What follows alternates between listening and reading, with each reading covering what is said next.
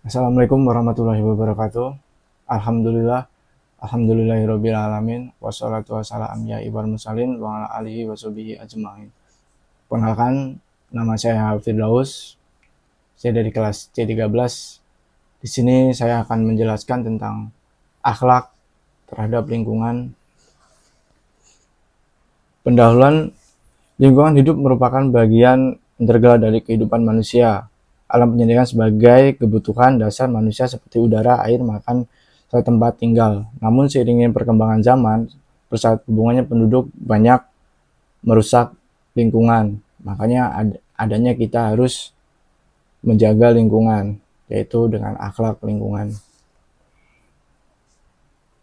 Pengertian akhlak terhadap lingkungan yaitu akhlak berasal dari bahasa Arab khuluq yang berarti budi pekerti, tingkah atau perangai. Dalam konteks Islam, akhlak terhadap sikap dan perilaku yang sesuai dengan nilai-nilai yang diajarkan oleh manusia, Allah Subhanahu wa taala dan Rasul sallallahu alaihi wasallam. Akhlak kepada lingkungan berarti perilaku atau tindakan manusia terhadap lingkungan sekitar. Tanggung jawab menjaga kelestarian lingkungan. Pentingnya akhlak terhadap lingkungan, menjaga keseimbangan, mencegah bencana alam, warisan untuk generasi mendatang, relaksasi iman dan ketaatan, mendukung tujuan pembangunan berkelanjutan, menjaga ekosistem. Contohnya kita tidak boleh memotong rantai makanan yang ada di alam sekitar. Contoh kayak tikus makan ular makan tikus, tikus makan rumput, terus pun selanjutnya. Warisan untuk generasi mendatang, kita tidak boleh merusak lingkungan, contoh membuat tambang atau merusak lingkungan dengan cara digali, tidak bisa ditanamin lagi. Mencegah bencana alam banyak contoh, tidak membabat hutan, tidak membabat hutan, tidak membuang sampah, mendukung tujuan pembangunan berkelanjutan. Kita harus tetap support kelanjutan tentang adanya pembangunan di Indonesia. Kalaupun itu pembangunan tidak bagus, harusnya kita protes atau seperti apa, karena itu yaitu mewariskan untuk generasi mendatang. Konteksnya ke situ. Kalau semisal pembangunan itu tidak efektif buat masyarakat, harusnya kita juga harus membela masyarakat. Bentuk penerapan akhlak terhadap lingkungan, yaitu tidak membuang sampah sembarangan. Contoh, tadi udah saya jelaskan, tidak membuang sampah sembarangan. Ini adalah bentuk dasar tanggung jawab terhadap kebersihan dan kesehatan lingkungan. Terus, menghemat energi dan air, menghindari berasnya air listrik, merupakan bentuk akhlak terhadap keduanya dan nikmat dari Allah. Contoh, kita buang-buang air sembarangan, menyewakan, membuka keran seenaknya sendiri, kita tinggal kemana-mana. Menanam dan merawat pohon seperti pentingnya dalam menjaga udara bersih, menyerap karbon, dan menjaga erosi. Itu penting, menjaga karbon dengan menanam pohon, tidak menebang hutan sembarangan. Para hutan, pohon itu, menebang pohon di hutan itu sebenarnya sangat dilarang, tapi banyak oknum yang nakal gitu. Kita harus mencegah karena sering potensi namanya banjir, longsoran, terus daya terik matahari semakin panas karena dia tidak bisa menyerap karbon tersebut. Menghindari pemburuan liar dan pembakaran hutan, tuh tidak boleh membakar hutan, pemburuan liar. Kalau misal pemburuan liar itu dibiarkan, ekosistem rantai makanan yang ada di hutan pasti tidak seimbang. Contohnya efeknya juga ke manusia juga. Daur ulang barang bekas, manfaatkan kembali barang-barang akan mengurangi limbah atau sumber daya. Mengedukasi masyarakat, menyebarkan kesadaran tentang pentingnya menjaga lingkungan juga merupakan bagian dari akhlak mulia. Bagi kita yang paham tentang pengetahuan, tentang mendaur ulang barang-barang plastik, barang-barang yang masih bisa dipakai, kalau bisa edukasilah ke masyarakat supaya masyarakat tidak membuang sampah sembarangan, tidak menyanyiakan barang yang masih bisa dipakai, harusnya masih kita pakai lagi barang-barang tersebut.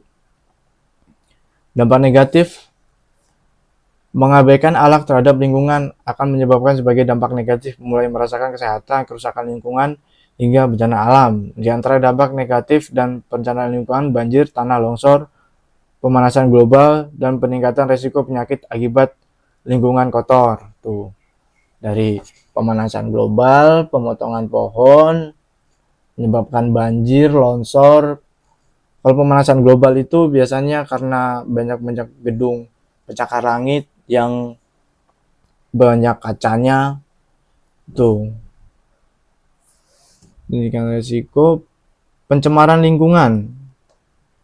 Pembagian alat terhadap lingkungan seperti pembuangan sampah sembarangan, limbah industri yang tidak diolah, atau penggunaan bahan kimia berbahaya akan mencari udara dan tanah air. Pencemaran lingkungan, contoh pembuangan limbah perusahaan, pembuangan limbah dari mana home industri yang dibuang ke sungai, itu bahaya karena bisa merusak ekosistem yang ada di dalam sungai.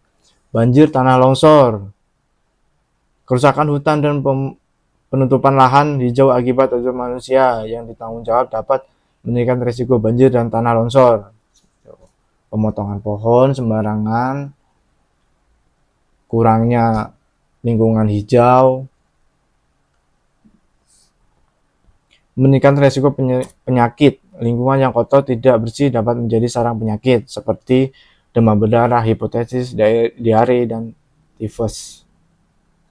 Karena nyamuk itu suka di tempat-tempat yang kotor, di genang-genangan air. Diare karena tangan kita kotor, buang sampah sembarangan, tangan kita di mana-mana lingkungan kotor. Pemanasan global meningkatkan emisi dan rumah kaca akibat aktivitas industri dan penggunaan bahan bakar fosil yang tidak terkontrol dan mempercepat pemanasan global dan perubahan iklim. Banyaknya gedung-gedung yang di kota-kota besar yang lingkungan hijaunya dikit, tapi kotanya besar, lingkungan tidak seimbang, jadi karbon panas karena gedung tinggi itu menggunakan kaca-kaca, jadi pemanasannya tidak seimbang. Kerusakan ekosistem aktivitas manusia tidak bertanggung jawab seperti penebangan liar, pembuatan lahan, dan penggunaan pestisida secara pelibatan dalam merusak ekosistem dan mengancam beragam hayati.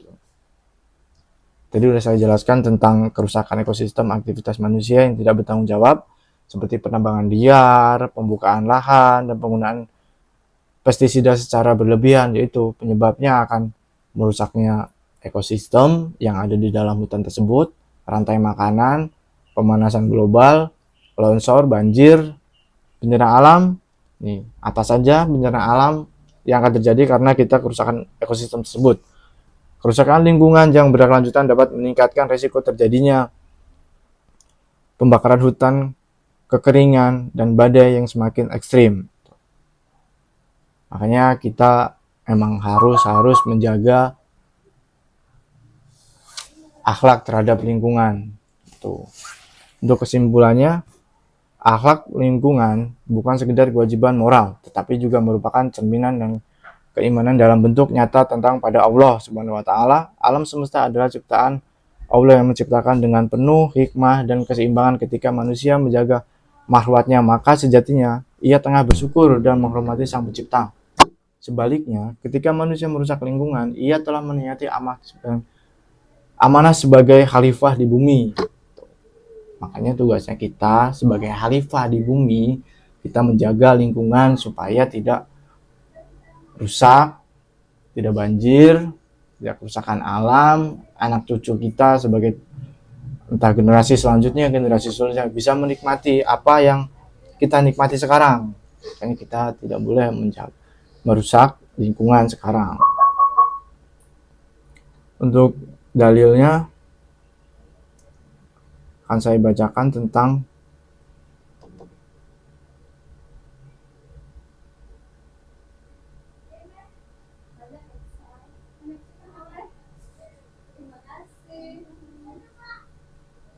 tentukan tentang kerusakan akhlak terhadap lingkungan. A'udzubillahi minasyaitonirrajim. Bismillahirrahmanirrahim. Wa idistaqamu liqaumihi faqul libaso faqulal ribna ngasokah hajaro afna jarot min husnata ngasrota ngaina qad lima kullu nasi masrobahum kullu wasrobu min rodkillahi wala safil ardi mu'sidin. Dan ingatlah ketika manusia memohon air untuk kaumnya. Lalu kami berfirman, pukullah batu itu dengan tongkatmu, maka bacalah daripada 2 balas mata air. Setiap suku telah mengetahui tempat umumnya masing-masing.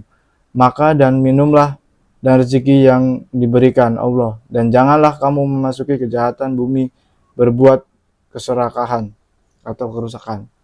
Sekian dari saya. Wassalamualaikum warahmatullahi wabarakatuh.